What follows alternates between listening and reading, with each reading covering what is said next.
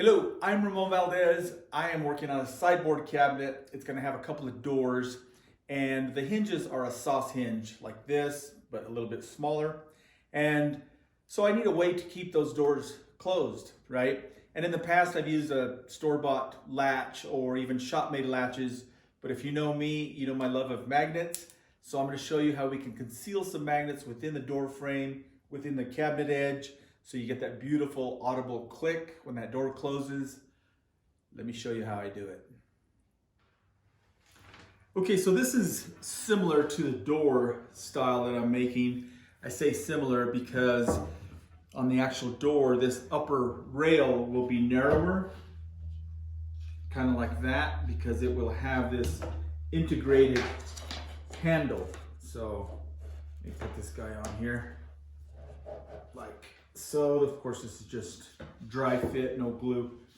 So it'll have this separate piece that's integrated into this upper rail. So we have an opportunity to separate that, create a cavity or a recess, then we can glue this back on to conceal that cavity, and there will be a hidden magnet inside. Kind of cool, yeah? All right, so this is a sample that I had made just to work out some details on this project. And you can see it has a rail here and style, right? So I could separate that before glue up, drill a hole, insert a magnet. These are 3/8 diameter, 1/8 inch thick, and then glue that in place, and that magnet would be concealed behind about 3/30 seconds. I thought that might work, but I thought it'd be a little bit weak as I was doing some samples, some tests. It seemed a little bit weak. So then I thought I'd try maybe a bigger magnet like the ones on my shirt. These are a 1/2 inch round, or I'm sorry, a 1/2 inch diameter round and an 1/8 inch thick. Again, I thought, a little bit weak, and it kind of takes away from the strength of the rail because I'm losing some glue surface. So I thought maybe we could try a different approach.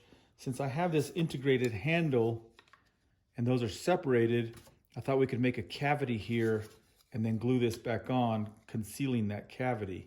So I had these magnets. These are almost 5 millimeters thick, and they just happen to work perfectly in a domino slot set on the wide selection, and that thing just presses in there. And now I have very good magnetic property, even if it's behind a veneer on the rail of the cabinet. It's going to be very strong. So this is a cross section of the cabinet when I first started the project, and you can see this shows the door rail. There's the handle. This shows the cabinet rail with a couple of magnets hidden within that, within those two rails. And I think we figured out the door rail, right? We just use a domino, insert a magnet. And so now we know how strong that is. We can build a door. I can actually install it on the cabinet. This piece of wood can be a sample piece of wood before the cabinet is completely assembled. I can determine at that point the relationship or distance that I need this magnet to get a really good closing fit. We don't want the magnet too strong where the door is hard to open. Of course, we need it strong enough to hold the door closed. But by putting a sample piece of wood in here temporarily as I build the cabinet, I can figure out that distance, right? So we get the right strength here. So, domino dock, little plug there. That dude slips in there. Now, I've already got a 5 millimeter bit in here. So I've got this thing, goes from 4 millimeter, 5, 6, all the way up to 14 millimeter. I've got small slots and the wider slot. We need the wider slot, 5 millimeter for this dude, right? And I've already got the bit in there, and I've got it set this direction to make that cut. It's about a 1/16 of inch away from the edge there, a couple of millimeters, right? Now we need to set the depth. Now we could probably just guess at that, try to use one of these. You know, the settings aren't gonna always fit with custom depths like that. So let me show you how I approach that. So what I have on here is a piece of plastic. Now this is just PVC or ABS pipe, right? I realized I could take some of this sprinkler riser, and the interior of this was the same diameter as the OD of this smaller shaft on this XL700. And so super easy to cut. Just take this over to the bandsaw. I like cutting this a little over half and then creating this notch so it fits around all that. And then that dude will just snap right on there. And now you have an accurate depth of cut. Now these stops are 5mm increments, and they may or may not work for you. And I wanted to go in 3/8 of an inch deep for this magnet. Probably wouldn't matter if you went deeper, you could just fill that with epoxy, but there are going to be times in your projects when you need an exact, accurate depth of cut, and this will do it for you. This was actually in a magazine, furniture and cabinet making magazine back in 2017 when I was writing an article for them called Tricks of the Trade. I believe this was in issue 264.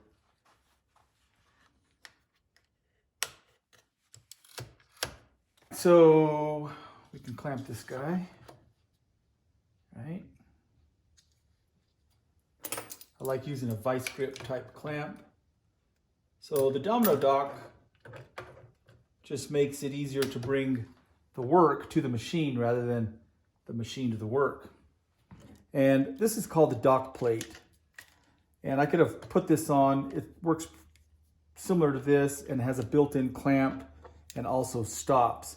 But I'm a little bit lazy. I didn't feel it necessary. I'm just doing a couple of these so I can easily just use a clamp.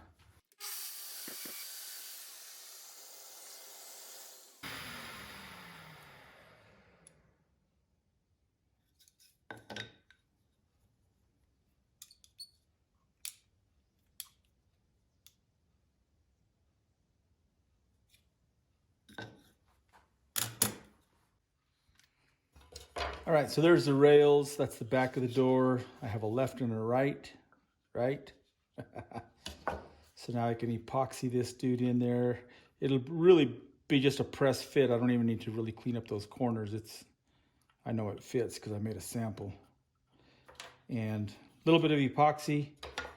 Then this dude gets glued onto that, right? This will get flushed up and sanded, so that'll look like one piece of wood. Yet there will be a magnet in there, and the door style goes on, something like that. Panel goes in the door, and boom, we'll have a magnet on the back, completely concealed. All right, so I'm just using 5-minute epoxy here, and there's a little countersink that I wanted to put a magnet on that I keep at my scroll saw, so adding a little bit of glue there.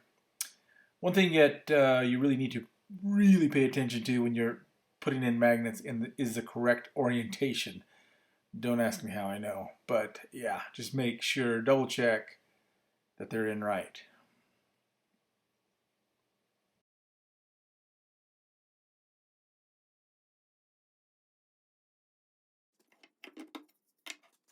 So to start, I'm going to glue the rail and the handle, and notice I'm just putting glue toward the back of the rail. I don't want that glue to squeegee out toward the front of that handle. It would be hard to clean up.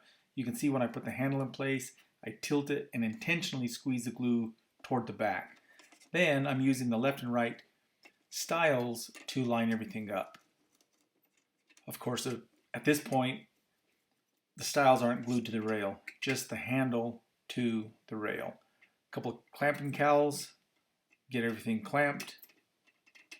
Once it sets, I can remove the left and right stile. Makes sense, yeah?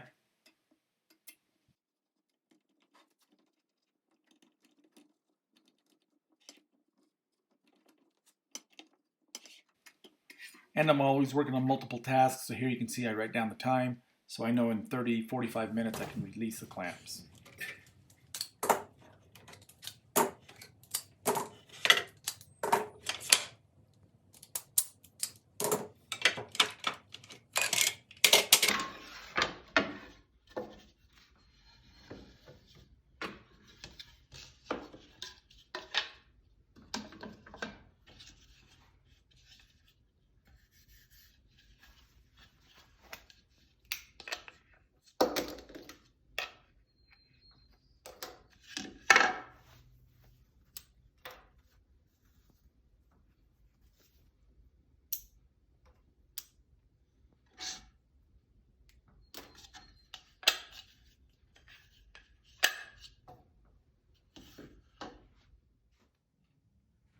All right, so I've got this stretcher, temporary stretcher in here, and you can see it's just a piece of alder, so that's not going to be the real one. I have it clamped in place. There's a real one back there, but this guy, I just wanted to make sure that the distance from the front face to that plunge with the domino was the right distance to get the right strength of the magnet. Yeah, this will give you the idea, right?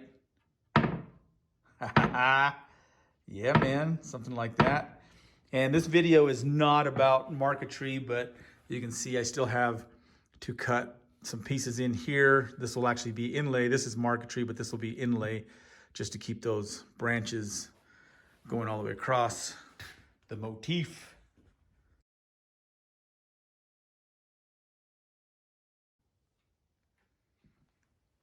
All right, one more shot. I've clamped the real rail in place, and I noticed that I could make this cavity a little bit deeper up and down in height because these handles, I don't know if you can see, but there's slight discoloration of different material or different grain, different piece of wood actually. So this handle's about 3/16 thick and it's glued onto this part. So in essence, that cavity here is down lower. So I decided to make this cavity lower so those magnets would correspond better. It made it a little bit stronger. I thought it was too strong at first, but in actuality, it'll work out because it'll give me an opportunity to put some sort of a bumper. I just have 4 layers of tape now, but it'll sound better and it'll keep the door from, rubbing the finish. But you can see that beautiful reveal going all the way across and just enough to pull the doors closed. Come on, baby. Yeah, man. All right, let's fast forward. This thing is done. This is what I did for the bumpers. This is actually elephant leather. I drilled a small counterbore, cut these 1/4-inch plugs, glued them in place. They sound amazing and look and feel better than anything commercial that I could find.